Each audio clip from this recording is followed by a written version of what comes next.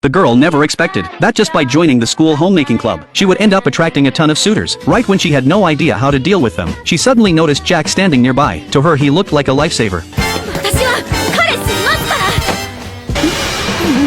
この大神十三くんです Not long before that, Jack had been struggling with linear equations. He reviewed everything he had learned before, but none of it made sense to him. He hoped his partner could help, but his partner was just as helpless. Still, his partner suggested asking his ex-wife for help, since she used to be a top student. So Jack brought it up to his ex-wife, but she was busy with work, busy with house chores, and still trying to find a way to turn Jack back to normal. She had no time to tutor him. All she could do was tell him to ask a teacher, but Jack felt too embarrassed to ask, because all the teachers at school were younger than him. So he kept going to class without understanding anything. That only made things worse. Just when Jack had no clue what to do, a classmate suddenly approached him. Shiraishi was one of the top students in class. After talking with him for just a bit, he quickly figured out what Jack's problem was. Jack had never really mastered elementary school basics, so of course he couldn't keep up with junior high material. With Shiraishi helping him, Jack quickly started understanding the things he had struggled with. He even got a perfect score on the weekly math quiz. Jack was overjoyed. He straight up called Shiraishi master. To thank him, Jack decided to treat Shiraishi to a drink. So the two of them went to a restaurant. Right as they were sitting down, a middle-aged man accidentally bumped into Shiraishi and stained his own notebook. Even though none of it was Shiraishi's fault, the man blamed everything on them. He even mocked them, saying they were clearly just wasting their parents' money. Later, while they were eating, Jack praised Shiraishi for being such a strong student. Even after spending time helping him study, Shiraishi still managed to keep his grades excellent. Jack felt like Shiraishi had a clear goal in life. Shiraishi admitted that was true. He said he wanted to become a doctor. When he was little, his mother died from illness. While his father was away trying to earn money, his grandmother was the one who raised him. Now her health was getting worse and worse. That was what made Shiraishi decide to do everything he could to help people like his grandmother live longer. Hearing that moved Jack even more. He never expected a kid to carry such a serious dream, and at that moment, he finally realized why he always struggled to deal with children. Deep down, he had never really treated them like complete individuals, but the man sitting behind them overheard everything. He mocked the idea of anyone wanting to become a doctor, saying it just wasn't worth it. And what he found even funnier was Jack, the glasses-wearing guy, who couldn't even understand junior high school material. After getting picked at again and again, Shiraishi finally snapped. He fired back on the spot. Every single word he said made perfect sense. The man couldn't come up with a single reply. Then the other customers started speaking up for Shiraishi too. They all called the man out for sticking his nose where it didn't belong. The man instantly froze up. In the end, he could only slink away in embarrassment. But on the way home, that man actually tried to ram his bike into Shiraishi and the others. Luckily, as a top-tier assassin, Jack's instincts were razor-sharp.